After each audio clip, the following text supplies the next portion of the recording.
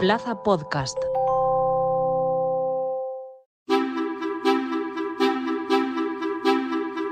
España está a punto de entrar en la canícula, el periodo más caluroso del año, y todo parece indicar que lo hará acompañada de un episodio de calor intenso que podría durar varios días. Las últimas predicciones indican que a partir de este miércoles las temperaturas volverán a subir de forma significativa y que los termómetros marcarán máximas de más de 40 grados en amplias zonas del país. De hecho, según la Agencia Estatal de Meteorología, la alerta se centra en regiones como Murcia, Aragón, Castilla-La Mancha, la Comunidad Valenciana y Cataluña, con pronósticos que podrían llegar hasta los 45 grados. Con estas altas temperaturas nos hemos querido preguntar qué capacidad de adaptación tenemos los seres humanos al calor y cómo podemos protegernos durante estas altas temperaturas.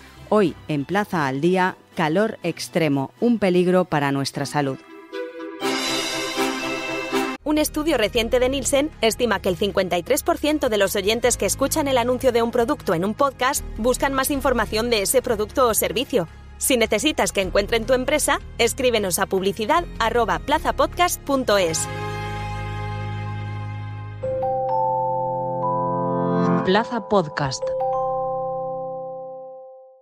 Lucky Land Casino, asking people, what's the weirdest place you've gotten lucky? Lucky? In line at the deli, I guess? Aha, in my dentist's office. More than once, actually. Do I have to say? Yes, you do. In the car before my kids' PTA meeting. Really? Yes. Excuse me, what's the weirdest place you've gotten lucky? I never win and tell. Well, there you have it. You can get lucky anywhere, playing at LuckyLandSlots.com. Play for free right now. Are you feeling lucky? No purchase necessary. Void where prohibited by law. 18 plus. Terms and conditions apply. See website for details.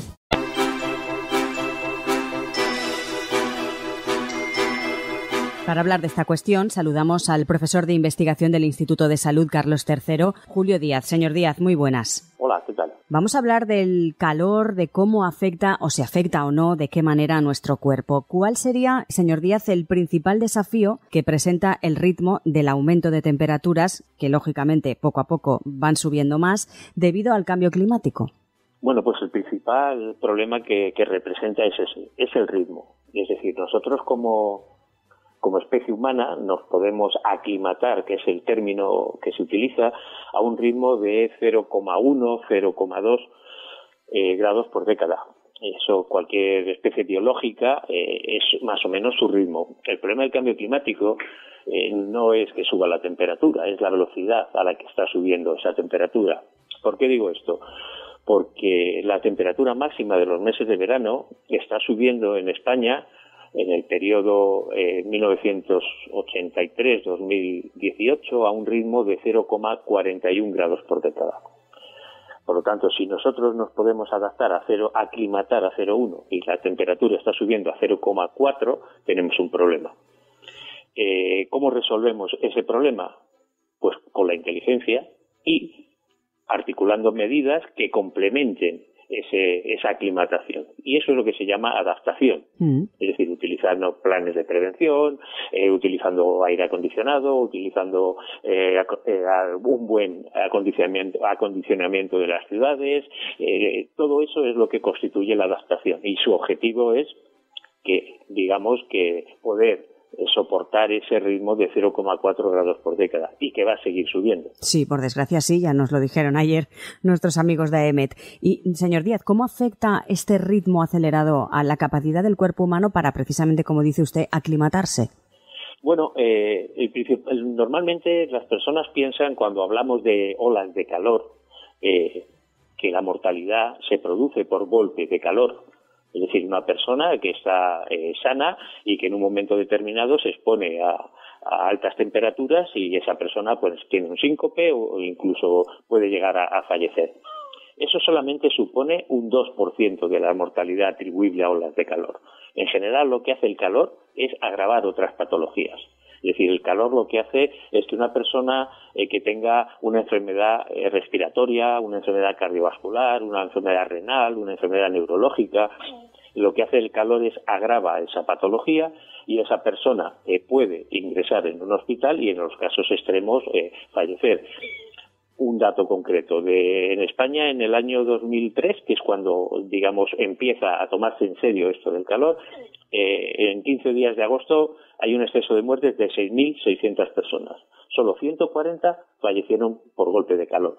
Es decir, lo que hace nuestro cuerpo es, por determinadas patologías, que utilizan incluso algunas de ellas medicación, lo que hacen no tienen, por ejemplo, una persona que tenga un problema neurodegenerativo, Parkinson, Alzheimer, esas personas, su termostato, digamos, su hipotálamo, no controla esos cambios de temperatura. Por lo tanto, no tienen sensación de calor, por lo tanto, no sudan. Además, no tienen sensación de sed, por lo tanto, no beben. Y además, se produce con el tipo de medicación que están tomando, pues una deshidrólisis, es decir, pierden electrolitos, y eso es en muchos casos lo que puede llevar a que una persona con una enfermedad neurodegenerativa sea especialmente vulnerable en olas de calor.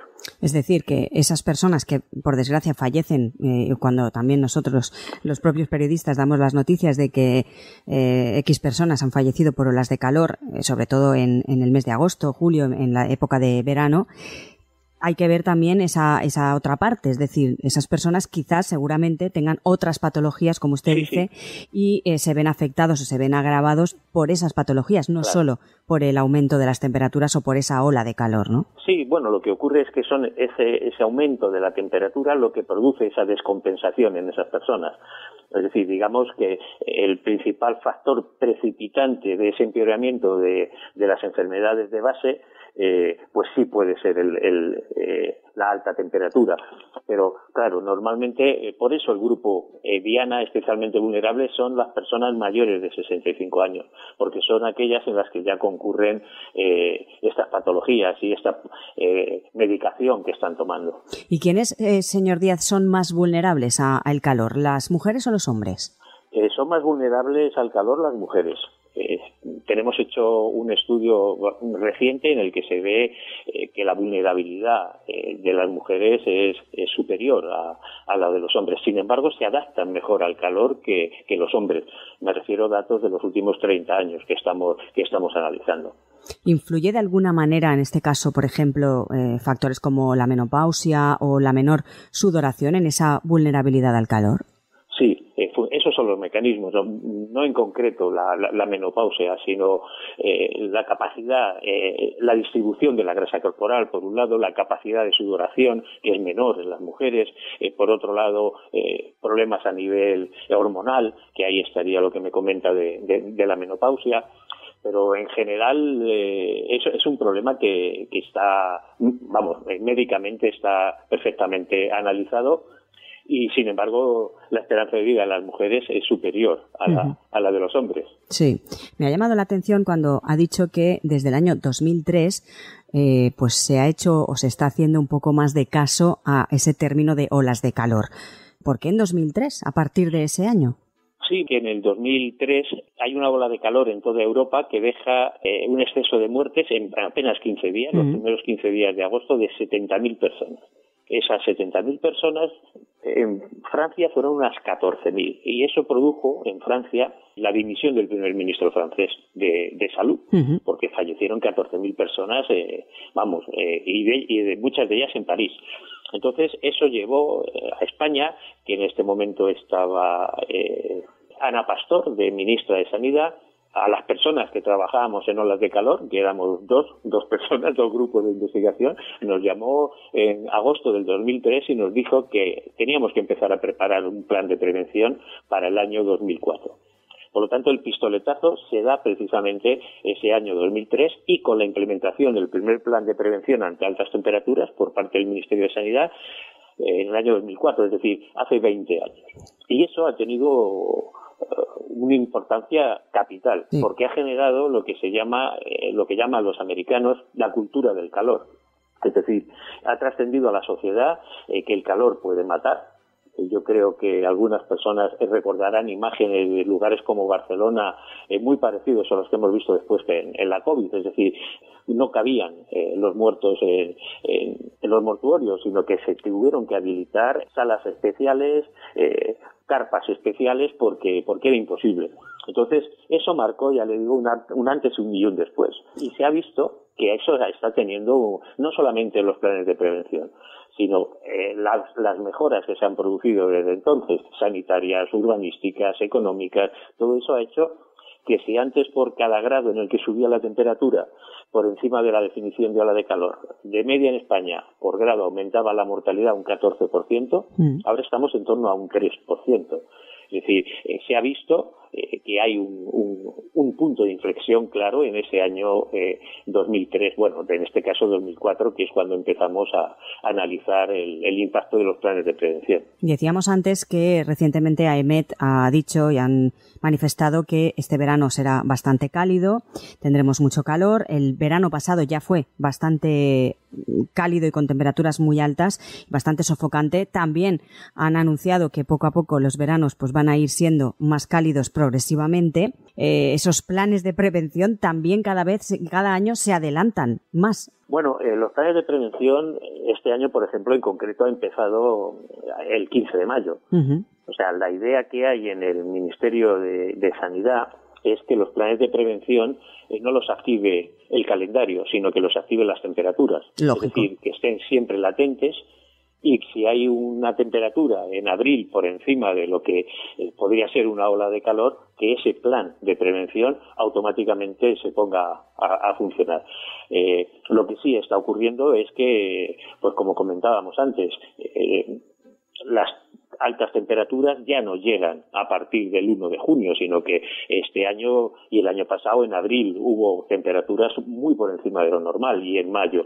Por lo tanto, esa es la idea, de que no sea el calendario el que ponga en marcha los planes de prevención, sino que sea la propia temperatura, que es lógicamente lo que se está atendiendo. Lo que hay que tener en cuenta es que, claro, que un plan de prevención como el que tenemos este año, que se ha pasado de dar una temperatura a nivel provincial a dar 182 temperaturas, es decir, se ha dividido las temperaturas en zonas isoclimáticas, de modo que se pueda tener, digamos, un ajuste más fino de cuál es la exposición de la población. No tendría mucho sentido que para toda Valencia hubiese una sola temperatura.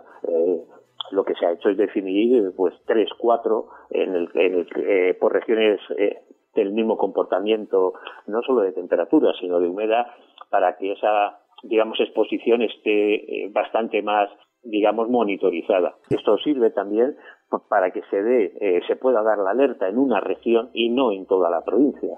Si tú tienes una provincia con 7 regiones isoclimáticas, como hay en algunos casos en España, antes, si la dabas en toda la provincia, toda la población de esas 7 regiones se veía afectada. Ahora no. Tú puedes dar la alerta en una sola región, con el consiguiente ahorro en la gestión de todos esos recursos. Otro punto, señor Díaz, que me parece importante cuando hablamos de calor, no sé si hay investigaciones recientes que revelan sobre el impacto precisamente del calor en la salud mental, específicamente en términos, por ejemplo, de violencia y agresividad. Sí, nosotros hicimos hace se publicó hace ya bastantes, 3, 4 años, en el que relacionábamos directamente el aumento de la temperatura en olas de calor con la violencia de género. Vimos que un día después de un pico de calor, de una ola de calor, aumentaban las llamadas al 016, 2 días después aumentaban las denuncias en comisaría y 3 días después aumentaba los feminicidios, los asesinatos de mujeres.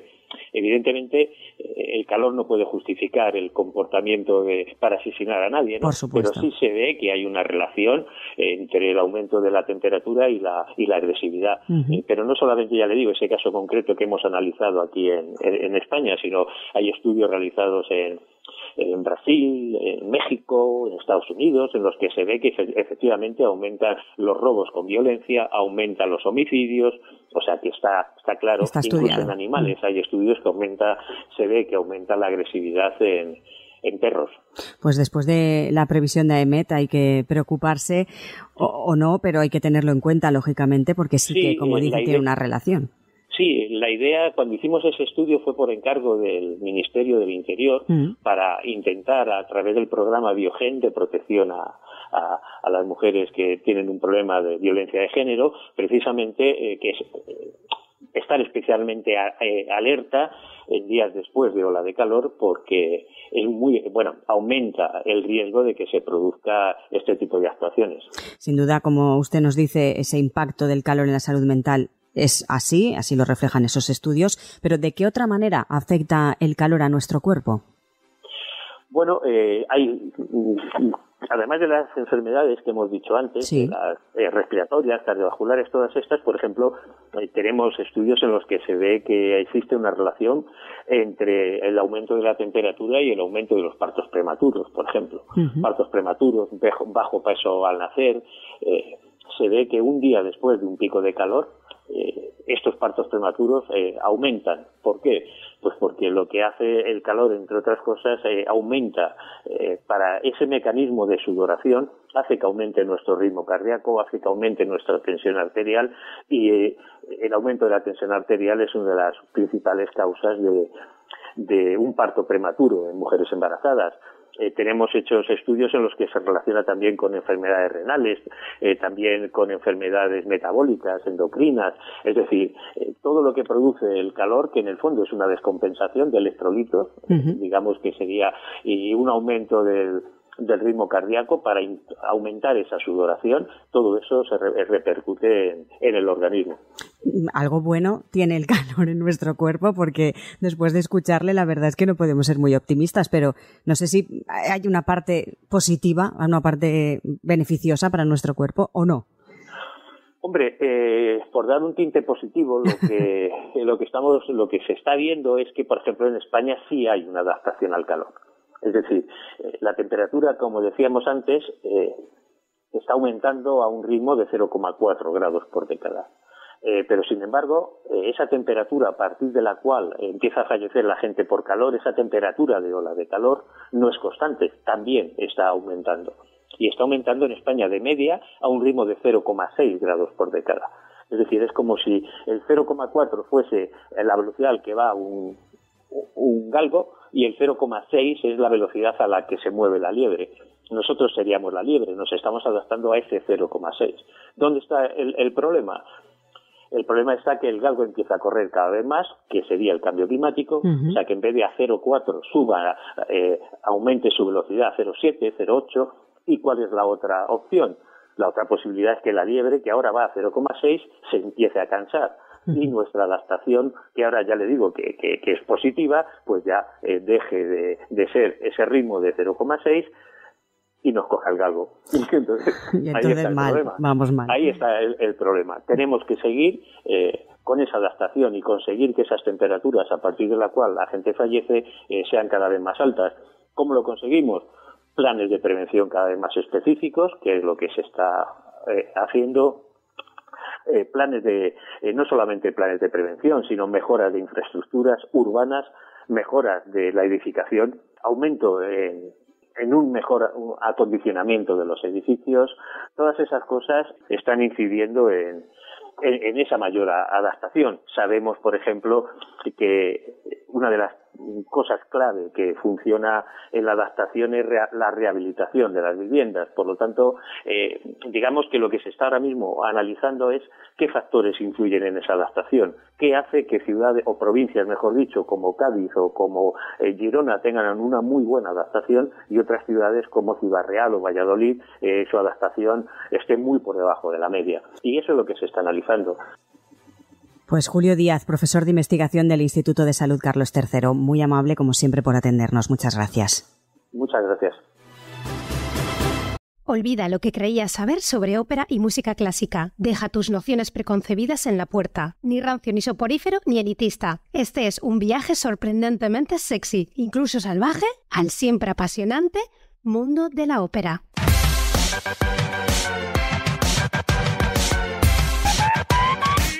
Ópera Stories, un espacio de Plaza Podcast para les Arts. Ya disponible en Plaza Podcast y en las principales plataformas. Judy was boring. Hello. Then Judy discovered ChumbaCasino.com. It's my little escape. Now Judy's the life of the party. Oh, baby, mama's bringing home the bacon. Whoa, take it easy, Judy. The Chumba life is for everybody. So go to ChumbaCasino.com and play over 100 casino-style games. Join today and play for free for your chance to redeem some serious prizes. ChumbaCasino.com. No purchase necessary. Void where prohibited by law. 18+ terms and conditions apply. See website for details.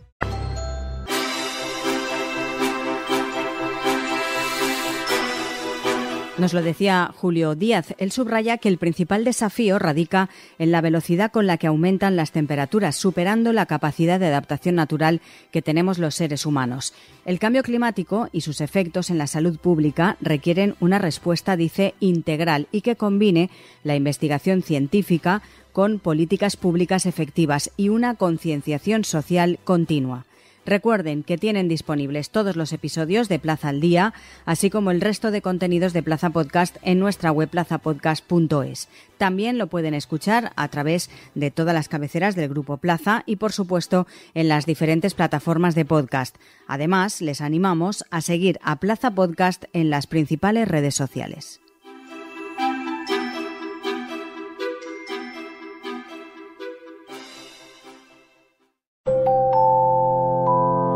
Plaza Podcast. Lucky Land Casino, asking people, what's the weirdest place you've gotten lucky? Lucky? In line at the deli, I guess? Aha, in my dentist's office. More than once, actually. Do I have to say? Yes, you do. In the car before my kids' PTA meeting. Really? Yes. Excuse me, what's the weirdest place you've gotten lucky? I never win and tell. Well, there you have it. You can get lucky anywhere, playing at LuckyLandSlots.com. Play for free right now. Are you feeling lucky? No purchase necessary. Void where prohibited by law. 18+. Terms and conditions apply. See website for details.